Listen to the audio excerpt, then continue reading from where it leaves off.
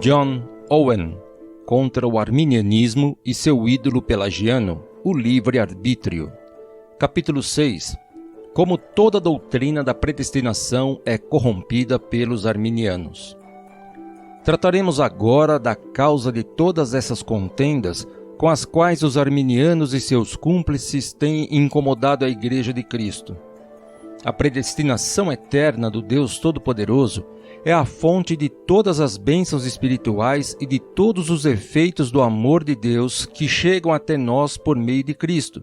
Porém, o principal esforço de todos os defensores da autossuficiência humana tem sido demolir essa rocha de nossa salvação, de modo a reivindicarem para si mesmos um poder e a capacidade independente de fazerem o bem, de fazerem-se diferentes dos outros, de alcançarem a felicidade eterna, sem andar um passo que seja na iniciativa própria.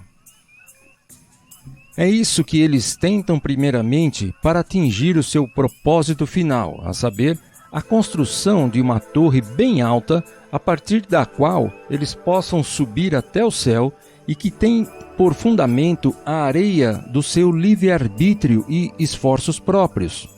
Sorrateiramente, eles têm buscado rejeitar a predestinação divina, tanto no que diz respeito ao próprio termo, quanto à doutrina em si. Essa tentativa tem sido claramente desmascarada e é improvável que ela seja minimamente bem-sucedida entre os homens que professam crer no Evangelho de Cristo. Portanto, eles admitiram que não seria possível anular o termo predestinação e buscaram abolir a doutrina em si, colocando uma outra muito diferente em seu lugar. E pode ser visto por qualquer um que os arminianos colocaram com uma Lia de olhos tenros no lugar de Raquel e abraçaram uma vaidade em vez da deidade.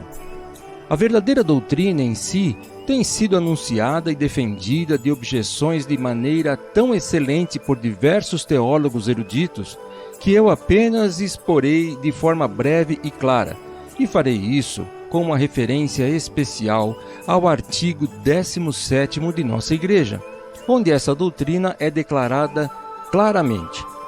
Além disso, buscarei mostrar como a doutrina confessada e declarada por nossa Igreja é contrariada, combatida e subvertida pelos arminianos. A predestinação entendida em seu sentido comum é uma parte da providência de Deus em relação às suas criaturas que se distingue dela por uma restrição dupla. Em primeiro lugar, em relação aos seus objetos, pois enquanto o decreto da providência compreende as intenções divinas para com todas as obras das suas mãos, a predestinação diz respeito apenas às criaturas racionais. Em segundo lugar, a respeito de seus fins, pois enquanto a providência divina dirige todas as criaturas em geral para aqueles fins variados para os quais foram criadas, quer sejam proporcionais à sua natureza ou excedam a esfera de sua atividade natural, a predestinação é exercida apenas em dirigir criaturas racionais para fins sobrenaturais, o que, em linhas gerais, é o conselho, decreto ou propósito do Deus Todo-Poderoso sobre o fim último e sobrenatural de suas criaturas racionais a ser realizado para o louvor da sua glória. Mas isso também deve receber uma restrição dupla antes de chegarmos precisamente ao que nós almejamos aqui. E essa restrição dupla novamente se refere aos objetos ou aos seus fins. Em primeiro lugar, o objeto da predestinação são todas as criaturas racionais, as quais são ou anjos ou homens. Não tratarei dos anjos. Em segundo lugar, o fim previsto para as criaturas é ou a felicidade eterna ou a miséria eterna. Falarei apenas sobre o ato da predestinação de Deus que conduz os homens para a felicidade eterna.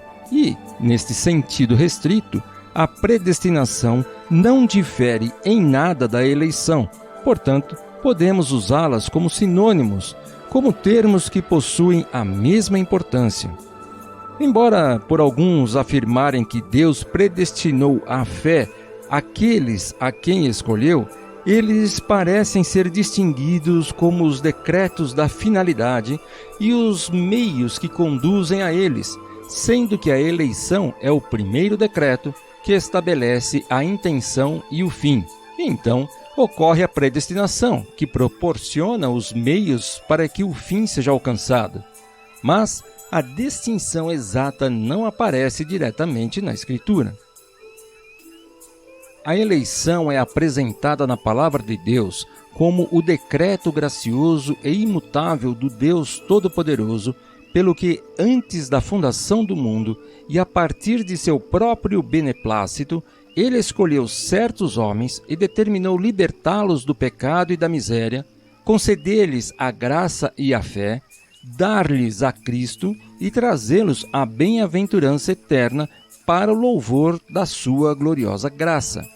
Essa doutrina é declarada nos artigos de nossa igreja da seguinte forma: predestinação para a vida é o eterno propósito de Deus, pelo qual, antes de lançados os fundamentos do mundo, tem constantemente decretado por seu conselho, a nós oculto, livrar da maldição e condenação os que elegeu em Cristo dentre o gênero humano, e conduzi-los por Cristo à salvação eterna como vasos feitos para a honra. Por isso, os que se acham dotados de um tão excelente benefício de Deus são chamados segundo o propósito de Deus. Agora, para evitar prolixidade, farei apenas mais algumas observações para esclarecer o sentido e confirmar pelas Escrituras a veracidade do artigo 17, bem como mostrar brevemente como esse artigo é subvertido pelos arminianos em todos os seus detalhes. Em primeiro lugar, o artigo, em conformidade com as Escrituras, afirma que é um decreto eterno feito antes da fundação do mundo, de modo que, por ele, nós necessariamente fomos escolhidos antes de nascermos, antes de termos feito bem ou mal.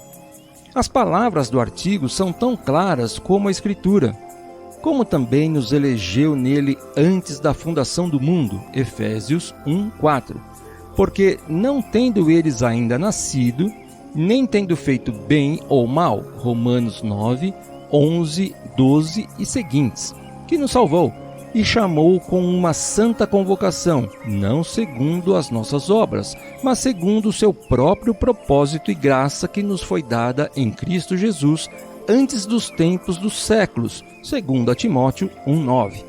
Ora, sem dúvida, segue-se a partir disso que nada de bom em nós pode ser a causa da nossa eleição, pois qualquer causa deve preceder o seu efeito, no que diz respeito à ordem.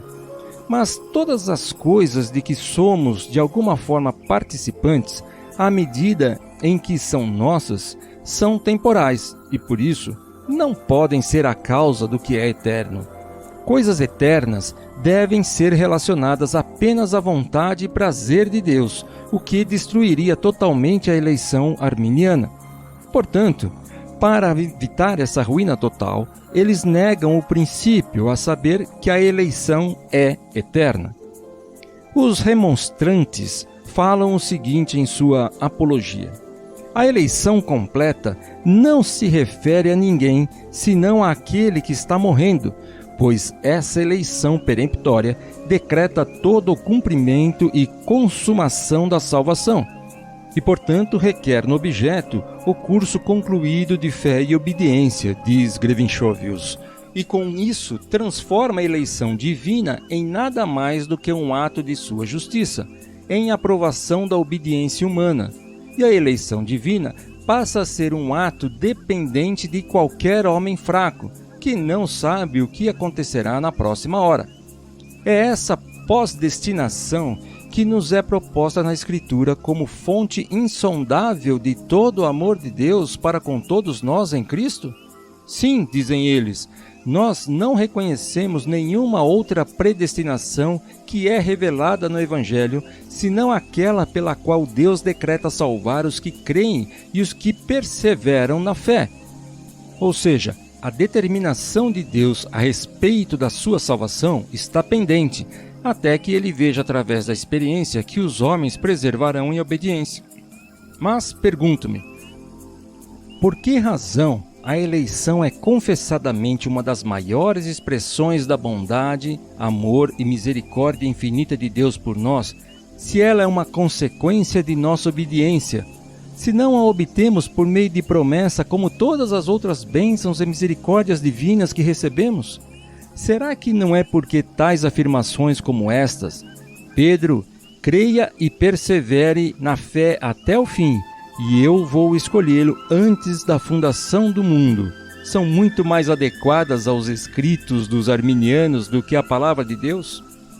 Nem nos oporemos a eles em relação a tal eleição, a partir da qual nenhum fruto, nenhum efeito e nenhum consolo podem ser derivados a qualquer mortal enquanto ele vive neste mundo. Em segundo lugar, o artigo afirma que ela é constante, ou seja, que ela é um decreto imutável. Isso também está em conformidade com as Escrituras, as quais nos ensinam sobre um único propósito, uma única presciência, um único beneplácito e um único decreto de Deus a respeito da ordenação infalível dos seus eleitos para a glória. Embora possa ser dito que esse decreto consiste em 2 atos, um relativo ao meio, o outro relativo ao fim, contudo, ambos são unidos na imutabilidade do conselho de Deus. Hebreus 6:17.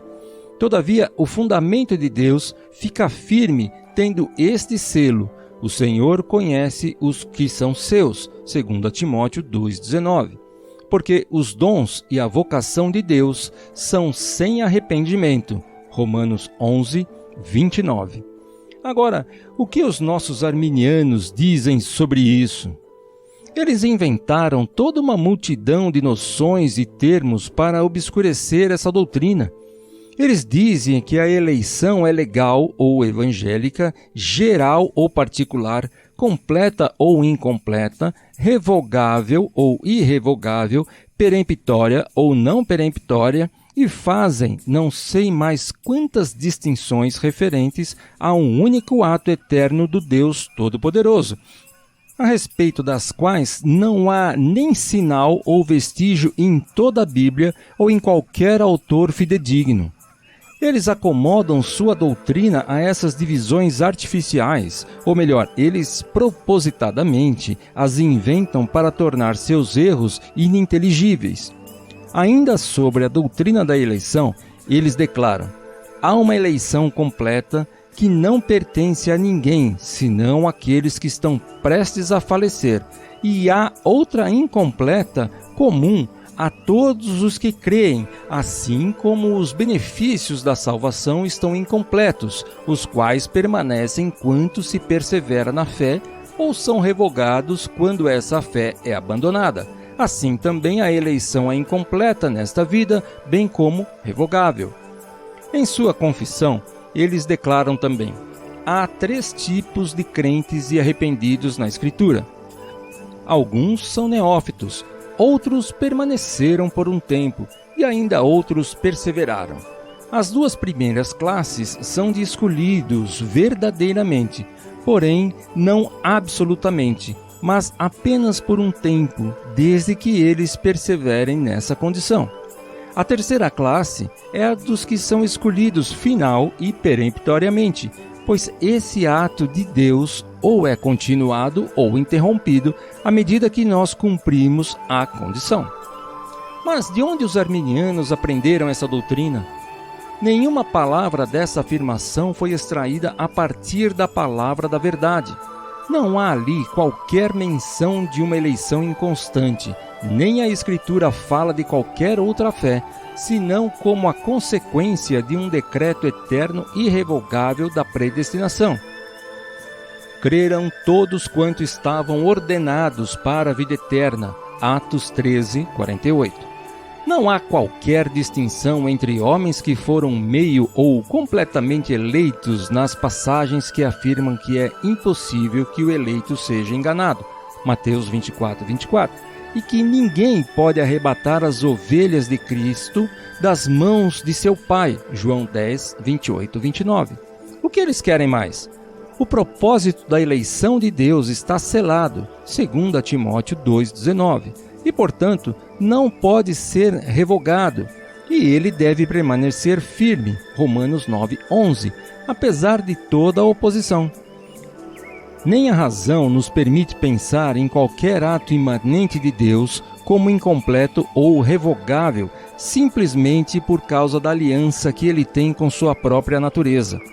Mas a razão, a Bíblia e o próprio Deus devem ceder lugar a tais absurdos se eles estiverem no caminho dos arminianos, quando estiverem trazendo seu ídolo com aclamações e preparando seu trono, por meio das alegações de que a causa de sua predestinação está neles mesmos. Em terceiro lugar, o artigo deixa claro que o objeto dessa predestinação são alguns homens particulares escolhidos dentre a humanidade. Ou seja, este é um ato de Deus concernente a alguns homens em particular, que os aponta, por assim dizer, dentre os seus irmãos e os separa para um fim e propósito especial. A Escritura também afirma abundantemente essa verdade ao chamar os que são escolhidos dessa maneira de poucos, Mateus 20:16, o que deve denotar algumas determinadas pessoas, de o remanescente segundo a eleição, Romanos 9:5, de aqueles a quem o Senhor sabe que são seus, 2 Timóteo 2,19, de homens ordenados para a vida eterna, Atos 13:48, de nós, Romanos 8:39, e daqueles que estão inscritos no livro da vida do Cordeiro, Apocalipse 21:27. Todas essas passagens bíblicas e muitas outras provam claramente que o número dos eleitos é certo, não só materialmente, como eles dizem, mas formalmente também, de forma que essas pessoas particulares e nenhumas outras são as eleitas e isso não pode ser alterado. A própria natureza da coisa em si demonstra isso tão claramente que eu me pergunto se isso pode, eventualmente, ser concebido sob qualquer outra noção. Conceber uma eleição de homens não circunscritos a pessoas determinadas é uma abstração tão pretensiosa e platônica quanto seria estranho se alguém se atrevesse a confessar entender que deve haver uma predestinação, mas que não existe nenhum predestinado. Uma eleição e nenhum eleito. Uma escolha entre muitos, mas ninguém a ser preterido ou escolhido. Um decreto para salvar os homens, e ainda assim a salvação não ser destinada a homem nenhum, mas seja somente realidade ou esperança em direito, em expectativa. Em resumo, a ideia de que existe um propósito de Deus para trazer os homens para a glória, o qual permanece inviolável, ainda que jamais qualquer pessoa atinja o fim proposto, é como um enigma que nenhum Édipo pode desvendar. Ora, os arminianos têm substituído tal eleição e tal predestinação no lugar do decreto eterno de Deus. Eles declaram: nós negamos que a eleição de Deus se estenda a quaisquer pessoas singulares enquanto pessoas particulares. Ou seja, eles negam que quaisquer pessoas particulares como Pedro, Paulo e João sejam eleitos enquanto indivíduos. Se não são eleitos assim, então como eles são? Deus designou dispensar o meio da fé indiscriminadamente, e à medida que ele vê essas pessoas usarem o meio da fé para crerem ou não, ele determina sobre elas, como diz Corvinus. Pois bem, então, segundo os arminianos, Deus não escolhe nenhum homem em particular para a salvação, senão aquele que ele vê crendo por seu próprio poder, com a ajuda apenas dos meios, os quais também são oferecidos a outros que jamais chegarão a crer.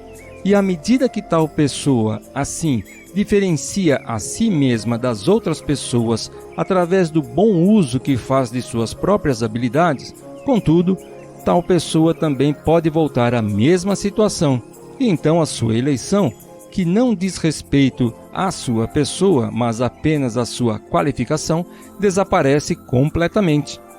Mas esse é o decreto da eleição de Deus? Sim, eles afirmam, e apresentam uma queixa triste de que qualquer outra doutrina seja ensinada na igreja.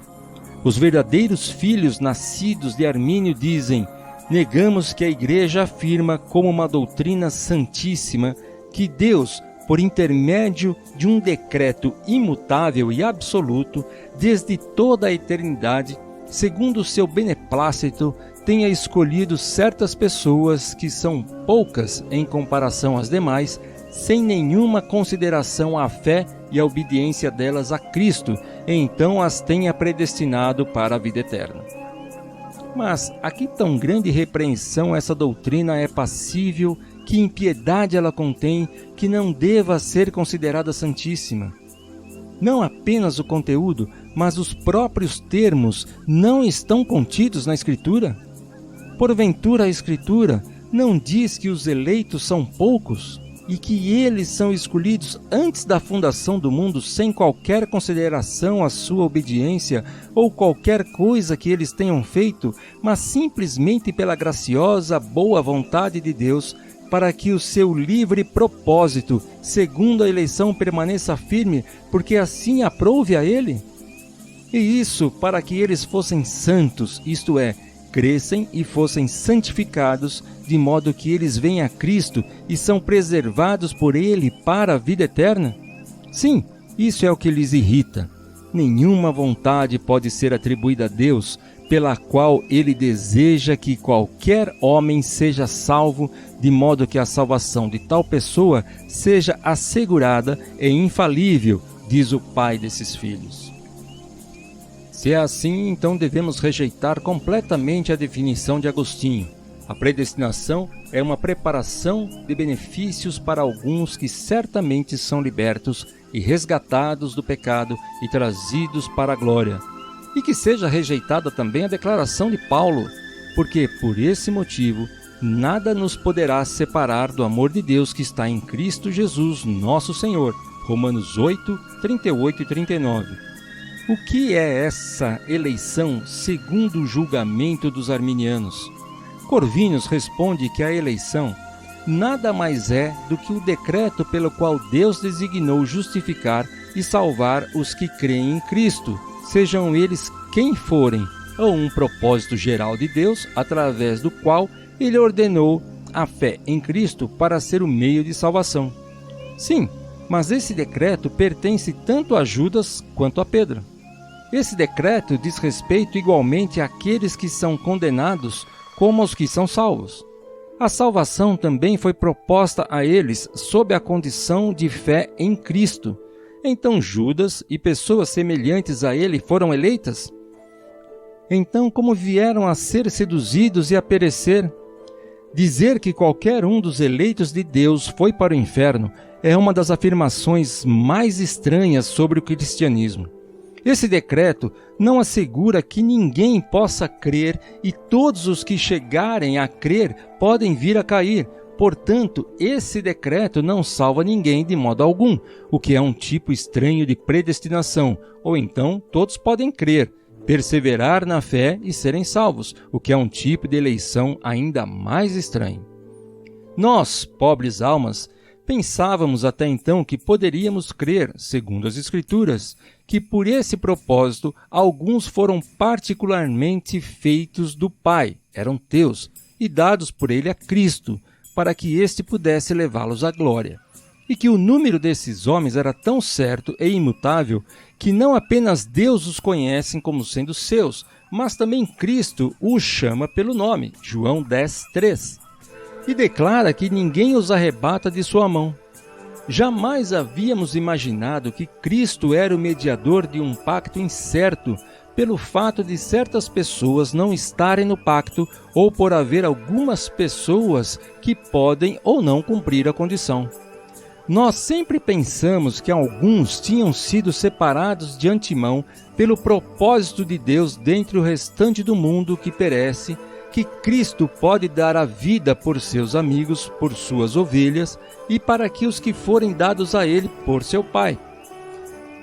Mas agora nos dizem que ele foi ordenado para ser um rei, enquanto era totalmente incerto se ele alguma vez teria quaisquer súditos, para ser uma cabeça sem corpo ou de uma igreja cujo conjunto e continuidade dependem total e exclusivamente da vontade dos homens. Eu acredito que essas são doutrinas que aqueles que estudam as Escrituras dificilmente deixariam de conhecer caso não houvessem sido influenciados por aqueles que os ensinam que a única razão pela qual Deus ama ou escolhe qualquer pessoa é porque a honestidade, fé e piedade com que, de acordo com o mandamento de Deus e seu próprio dever, ela é dotada, são aceitáveis a Deus. Nós admitimos que isso seja verdade quanto à consequência ou evidência do amor de Deus, mas certamente há um amor divino por meio do qual Ele olha para nós de outra forma quando nos dá a Cristo. De outro modo, o dom de Cristo não é por amor, ou nós somos piedosos, justos e fiéis antes de vir a Ele. Isto é, não temos necessidade dele de modo algum. Embora possamos apagar esses testemunhos de nossos corações, ainda assim eles estarão registrados na Escritura Sagrada, a saber que Deus nos amou quando éramos seus inimigos, pecadores, estando nós ainda fracos, Romanos 5, 6 a 10, de modo que deu seu Filho unigênito para morrer, para que não pereçamos, mas tenhamos a vida eterna, João 3,16. Isso é suficiente. Em quarto lugar, outra coisa que o artigo afirma, de acordo com as Escrituras, é que não há nenhuma outra causa de nossa eleição senão o próprio conselho de Deus. Não é levado em conta nenhum motivo em nós mesmos, nada que impulsiona a vontade de Deus para escolher alguns dentre a humanidade e rejeitar a outros, senão o seu próprio decreto, ou seja, a sua vontade boa e absoluta. Assim, não existe absolutamente nada em qualquer coisa fora do próprio Deus que o motivasse a criar o mundo ou eleger alguém, pois ele faz todas essas coisas para si mesmo, para o louvor de sua glória. Portanto, não existe motivo nas pessoas particularmente eleitas pelo que Deus as elegeria em vez de outras. Ele olhou para toda a humanidade na mesma condição, investida com as mesmas qualificações, ou melhor, sem absolutamente nenhuma qualificação, pois não tendo os filhos ainda nascido, nem tendo feito bem ou mal, são escolhidos ou rejeitados. A sua livre graça escolhe um e passa pelo outro. Contudo, aqui devemos observar que, embora Deus livremente, sem qualquer mérito deles, escolha alguns homens para serem participantes tanto do fim como dos meios, ainda assim ele concede a fé ou os meios somente pelo mérito de Cristo. Ninguém alcança o fim ou a salvação senão pela sua própria fé, por meio da justiça de Cristo. A livre graça de Deus, ao escolher Jacó e rejeitar Esaú, permanece firme e inabalável, e é a única causa que antecede qualquer diferença entre os eleitos e os réprobos. E certamente, se os homens não estivessem resolvidos a confiar em si mesmos e a não receber nada de maneira gratuita das mãos divinas, então eles não se esforçariam para roubar a glória de Deus por ter misericórdia de quem Ele quer ter misericórdia e por nos amar antes da fundação do mundo sem qualquer merecimento de nossa parte. Em vez de alegar que através de nossos próprios esforços obtivemos uma participação legítima na obtenção dos atos temporais dos favores de Deus para conosco, vamos render toda a glória a Ele por ser bondoso para conosco, apenas porque Ele mesmo quis, quando estávamos em sua mão, como barro na mão do oleiro. O que tornou esse pedaço de argila apto para o serviço honroso e não um vaso de desonra, senão o poder e a vontade do oleiro? Isso é completamente suficiente para responder àqueles que murmuram e dizem: por que tu nos fizeste assim? Os quais são vasos formados para a ira. Que aqueles vasos que foram preparados para a honra não se exaltem contra ele e façam sacrifícios às próprias redes deles, como as únicas responsáveis por lhe concederem glória. Mas tal é a vileza humana que continuará a declarar e reivindicar uma dignidade que de maneira nenhuma é devida a ela.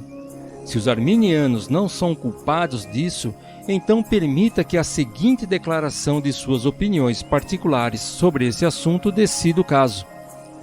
Os arminianos dizem: confessemos inequivocamente que a fé, no que diz respeito à consideração de Deus para a eleição, precede a salvação, ao invés de segui-la como um fruto dela. Até agora, os cristãos têm crido que é Deus quem concede fé àqueles que são escolhidos, mas parece que esse já não é o caso, pois eles dizem que é somente aqueles que Deus encontra crendo, por suas próprias habilidades, que ele vem a escolher. Nem a fé, na opinião deles, é exigida apenas como uma condição necessária naquele que deve ser escolhido, mas ela é um agente que impulsiona a vontade de Deus a eleger aquele que a possui, como Grevinchovius diz: assim como a vontade do juiz é movida a conceder uma recompensa àquele que, de acordo com a lei, a mereceu.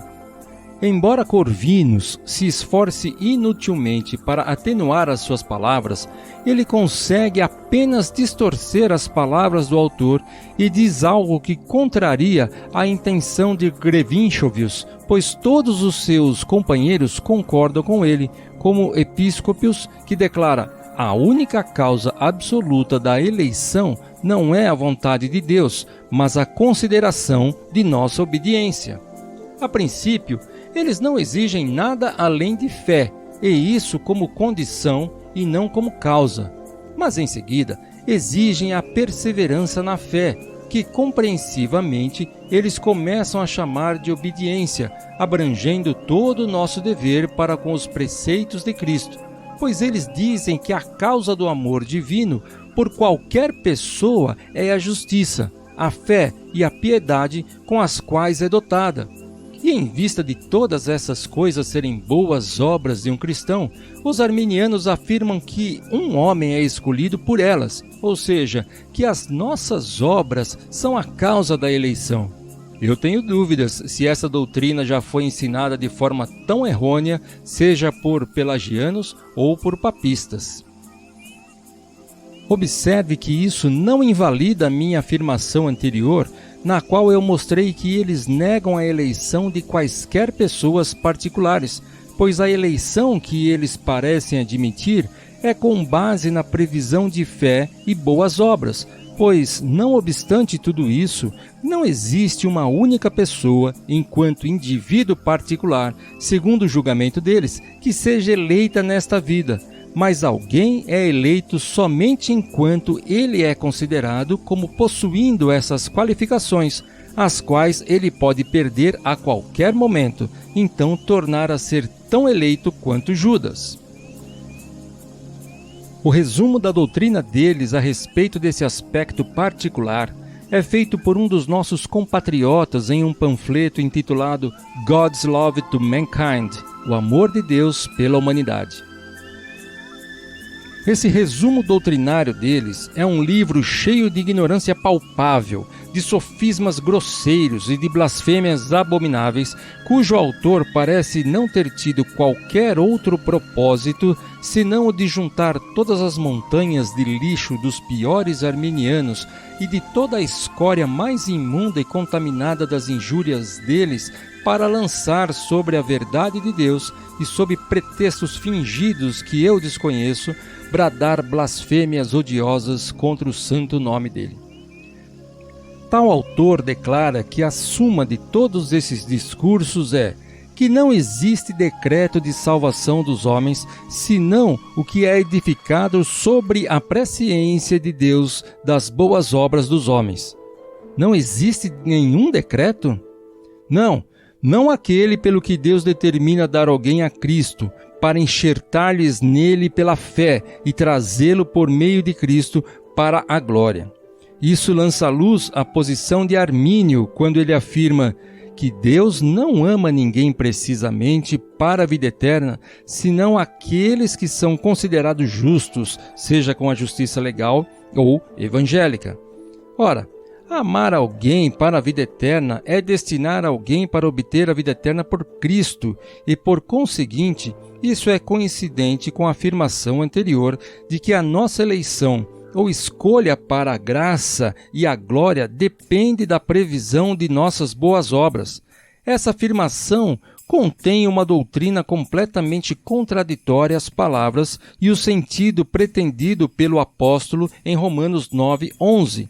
Uma doutrina que foi condenada em tantos concílios, suprimida por tantos éditos e decretos de imperadores e governadores e combatida como uma heresia pestilenta desde que surgiu pela primeira vez por muitos pais ortodoxos e por muitos eruditos escolásticos, como algo completamente contrário à doutrina da Igreja e injurioso à graça e ao poder supremo do Deus Todo-Poderoso, que eu me admiro grandemente que alguém, vivendo em tempos como estes, nos quais a luz do Evangelho é abundante e o conhecimento floresce, seria tão atrevidamente ignorante ou imprudente a ponto de trazer tal doutrina para o meio dos cristãos. Provar que isso é uma heresia que já foi refutada por toda a antiguidade ortodoxa e católica seria acender uma vela perante o sol, pois isso não pode deixar de ser conhecido por todos e cada um que já ouviu ou leu alguma coisa sobre a história da Igreja de Cristo após o surgimento dos tumultos pelagianos. Acumular citações dos antigos cristãos está completamente além do meu propósito. Mencionarei apenas a confissão de Belarmino, um homem não tão apegado à verdade.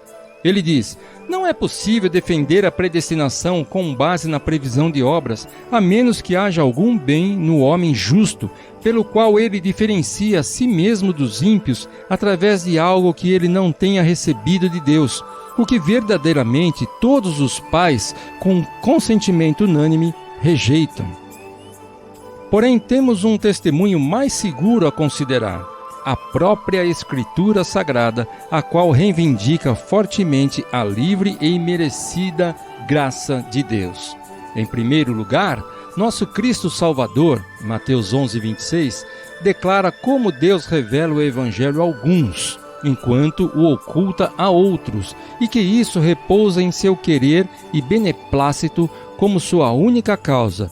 Sim, ó Pai, porque assim te aprouve, para confortar o seu pequeno rebanho. Lucas 12:32. Ele os convida a não temer, porque o vosso Pai agradou dar-vos o reino.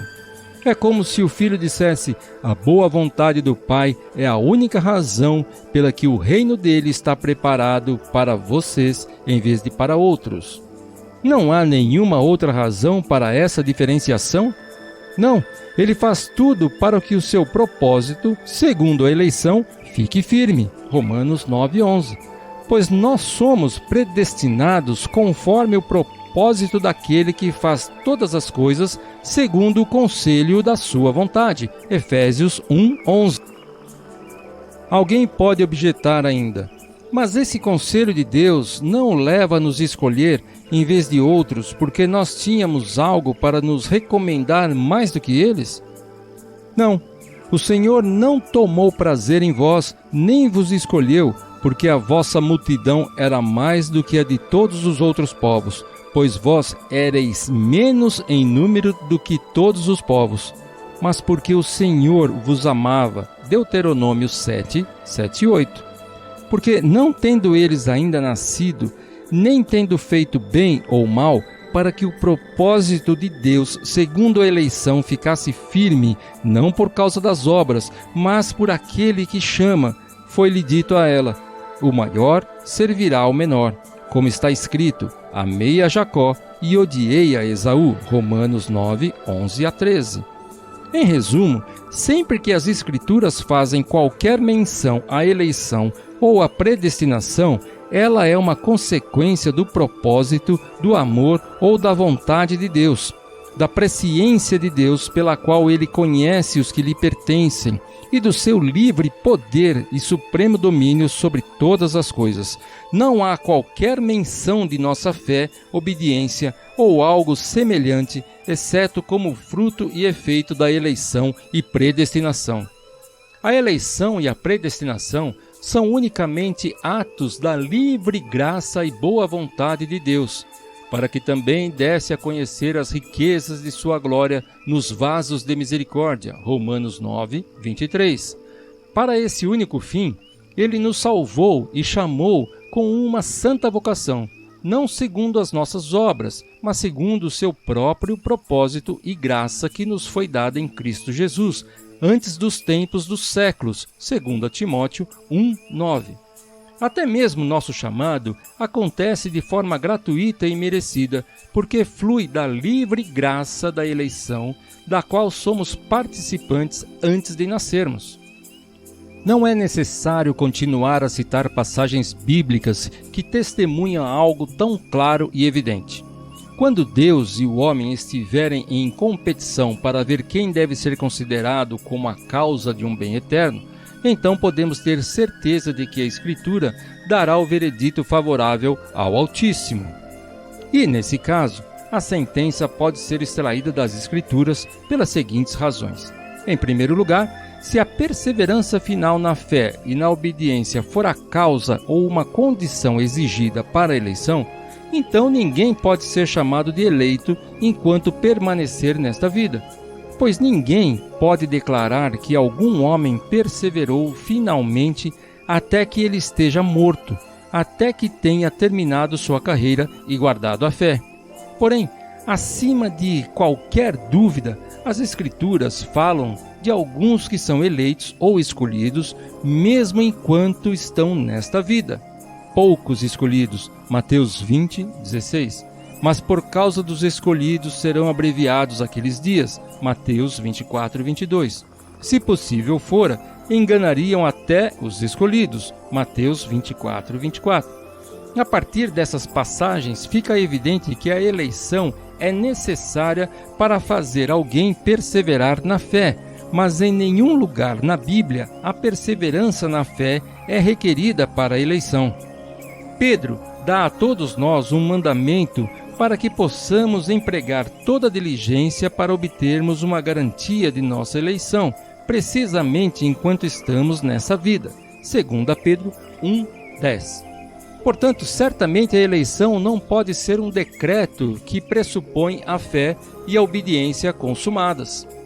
Em segundo lugar, considere duas coisas a respeito de nosso estado, antes de recebermos o primeiro ato temporal da livre graça de Deus, pois a graça já não será graça, se não for livre, que são o primeiro efeito de nossa predestinação em nós.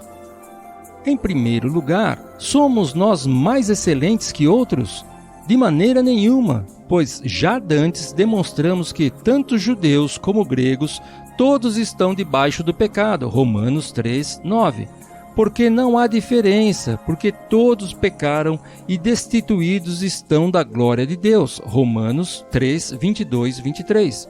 Estávamos todos mortos em delitos e pecados. Efésios 2, 1. Éramos, por natureza, filhos da ira, como os outros também. Efésios 2, 3. Estávamos separados, mas agora em Cristo Jesus, vós, que antes estáveis longe, já pelo sangue de Cristo chegastes perto. Efésios 2, 12 e 13. E éramos inimigos de Deus. Romanos 5, 10. Tito 3, 3. Essas qualificações nos mostram o que era que merecíamos quando se deu o nosso chamado que nos separa do mundo dos incrédulos. Esse é o primeiro efeito de nossa predestinação, como Paulo demonstra em Romanos 8:30 e como provarei a seguir. Se temos merecido a predestinação, então é por sermos pecadores, inimigos, filhos da ira e mortos em delitos. Esses são os nossos belos méritos e essa é a nossa glória, da qual deveríamos nos envergonhar. Em segundo lugar, mesmo enquanto homens estão no estado de separação de Deus, com relação ao propósito divino de salvá-los por meio de Cristo, alguns são descritos como pertencentes a ele. Eram teus, e tu nos deste. João 17:6. Eles eram teus, do Pai, antes que viessem a Cristo pela fé. Eles eram as ovelhas de Cristo antes de serem chamados, pois ele chama pelo nome as suas ovelhas. João 10:3. Antes de virem para o rebanho ou congregação, pois ainda tenho outras ovelhas, Cristo declara, que não são deste aprisco. Também me convém agregar estas. João 10:16. Tais pessoas são amadas de Deus antes de o amarem. Nisto está o amor, não em que nós tenhamos amado a Deus, mas em que Ele nos amou a nós. 1 João 4:10. Ora, tudo isso certamente é dito com referência ao propósito de Deus de trazê-los a Cristo e, por meio dele, a glória. O que vemos ocorrer antes que haja qualquer fé ou obediência da parte deles. Em terceiro lugar, a eleição é um ato eterno da vontade de Deus. Ele nos elegeu nele antes da fundação do mundo. Efésios 1:4. Tal ato foi consumado antecedentemente a todos os nossos deveres. Romanos 9:11. Ora, cada causa deve, por ordem da natureza, preceder o seu efeito. Nada exerce qualquer ação de causar antes de vir a existir. Em todo caso, a operação é um ato secundário que flui da essência de uma coisa que é primária. Mas todas as nossas graças e obras, bem como nossa fé, obediência, piedade e caridade, são todas temporais, como nós mesmos.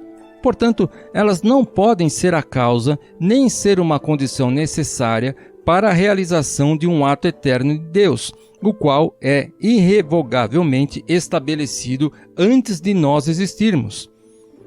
Em quarto lugar, se a predestinação acontecer com base em fé prevista, então estas três coisas, bem como diversos outros absurdos, necessariamente deverão ser afirmadas. Em primeiro lugar, que a eleição não é por aquele que chama, como o apóstolo fala em Romanos 9:11, ou seja, baseada no beneplácito de Deus, que nos chama com uma santa vocação, mas com base naquele que é chamado, pois se a eleição depender da fé prevista, então ele deve ser daquele a quem pertence a fé, ou seja, de quem crê. Em segundo lugar, Deus não pode ter misericórdia de quem quer ter misericórdia, pois o próprio fim dela está assim vinculado às qualidades da fé e obediência, a tal ponto que Deus deve ter misericórdia somente daqueles que creram antecedentemente ao seu decreto.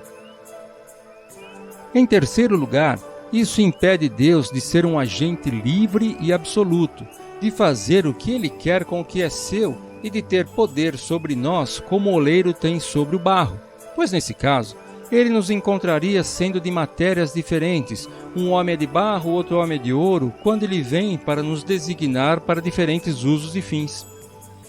Em quinto lugar, Deus não vê em qualquer homem nenhuma fé, nenhuma obediência, nem perseverança, enfim, nada, senão o pecado e a maldade, e o que ele mesmo intenciona dar a ele de maneira graciosa e livre, pois a fé não vem de vós, é dom de Deus. Efésios 2:8.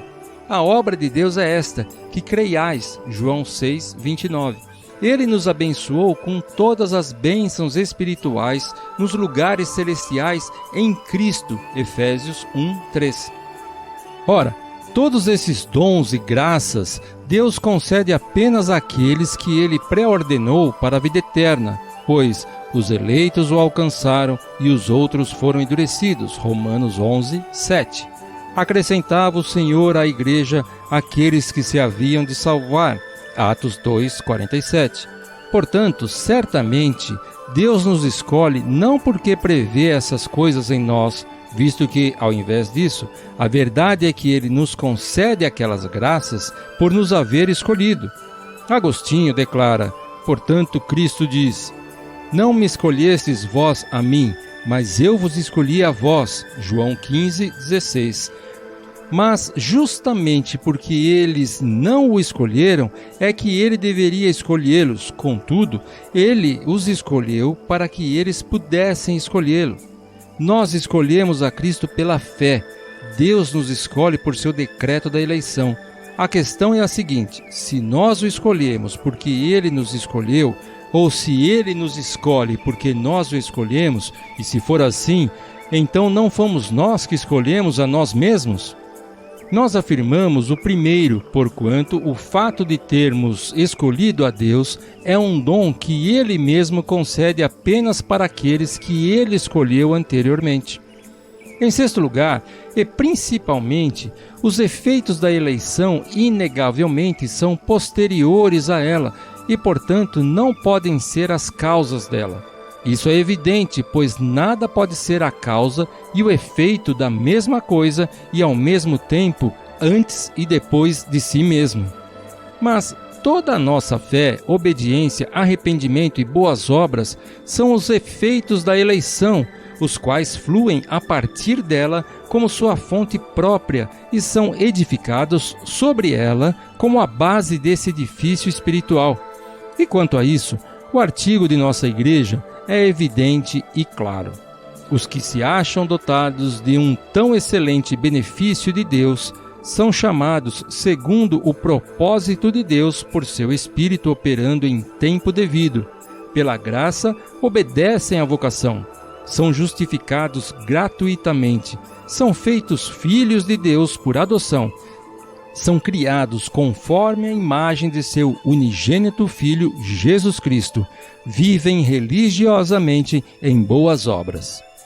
Em primeiro lugar, é dito que as pessoas são participantes do benefício da eleição e então, em virtude disso, têm direito à fruição de todas as graças.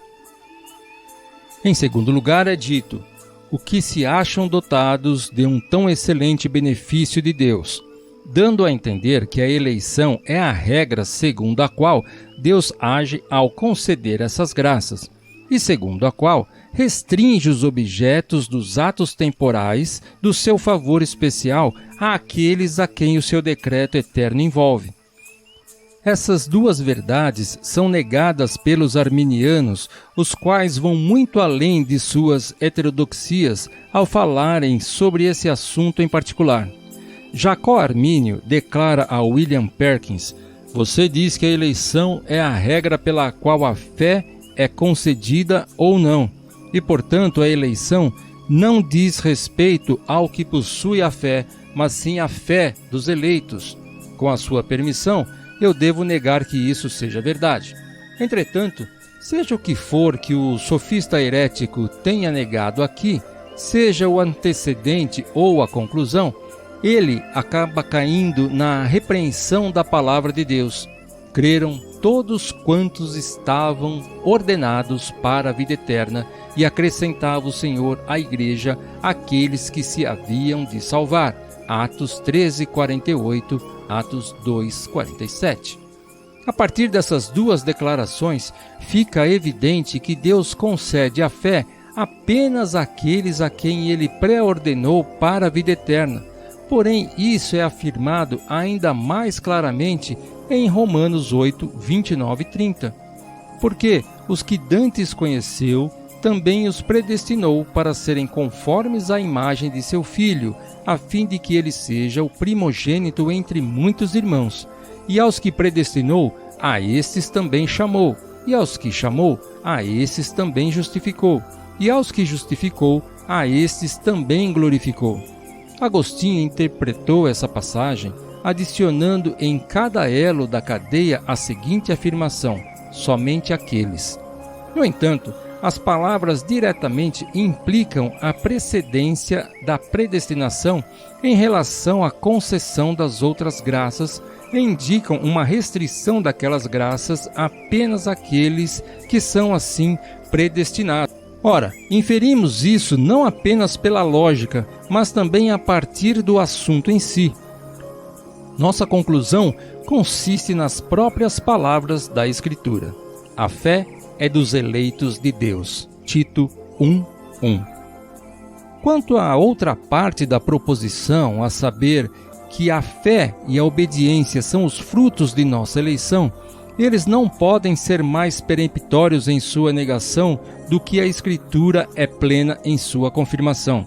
Como também nos elegeu nele antes da fundação do mundo, para que fôssemos santos e irrepreensíveis diante dele em amor. Efésios 1:4.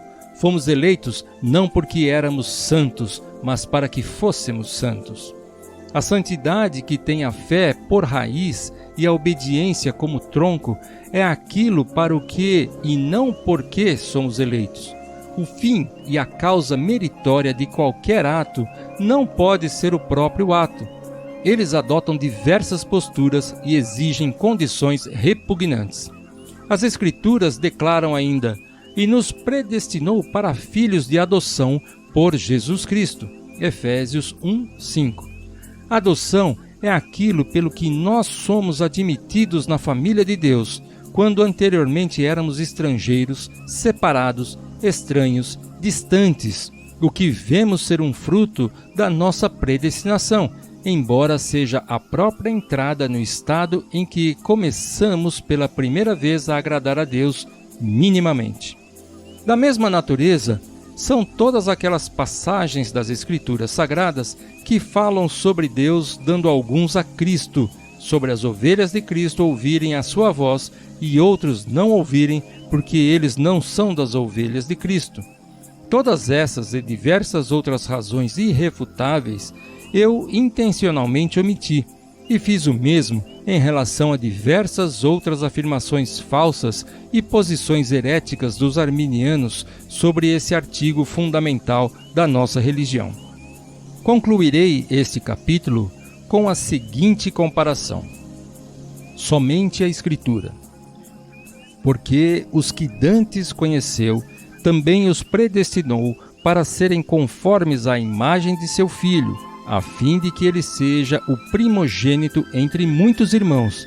E aos que predestinou, a estes também chamou. E aos que chamou, a estes também justificou. E aos que justificou, a estes também glorificou. De forma que nada nos poderá separar do amor de Deus que está em Cristo Jesus, nosso Senhor. Romanos 8, 28, 29 e 39. Livre arbítrio. Nenhuma tal vontade pode ser atribuída a Deus, pela qual ele assim quisesse que alguém seja salvo. Isso de modo que a sua salvação seja segura e infalível. Jacó Armínio.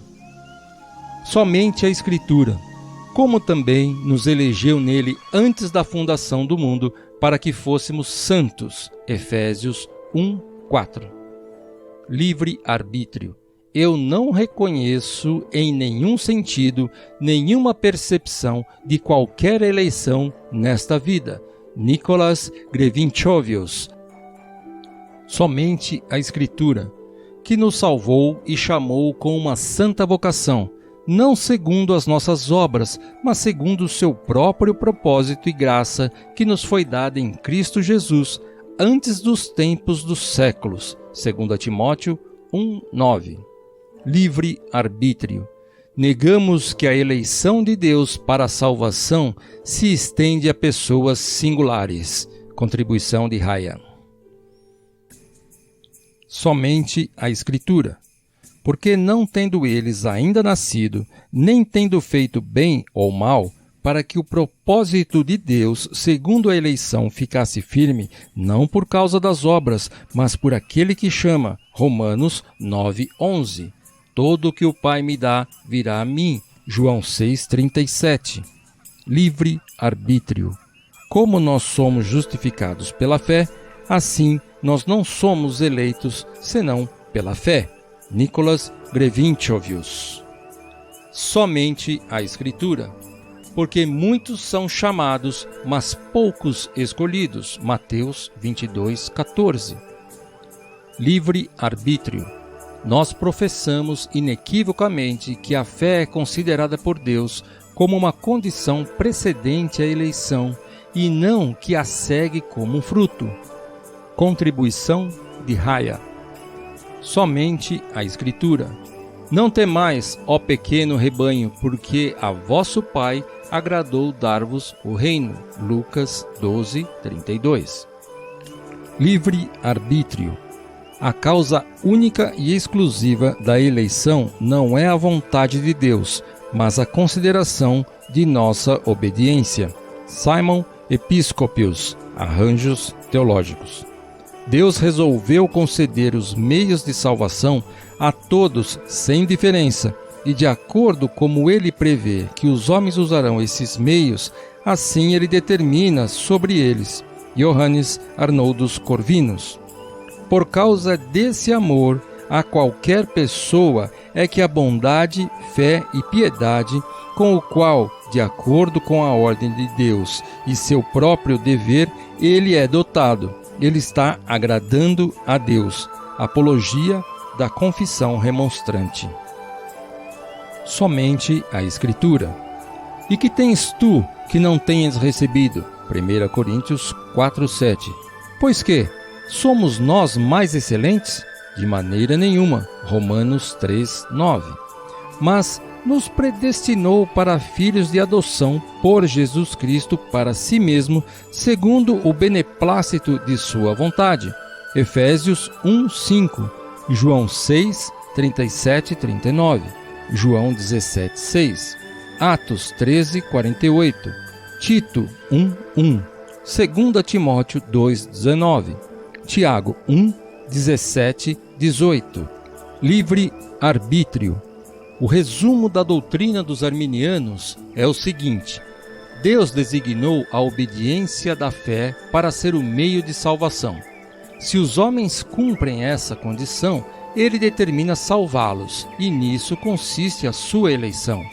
Mas se, depois de terem entrado no caminho da santidade, caem, então eles também perdem a sua predestinação.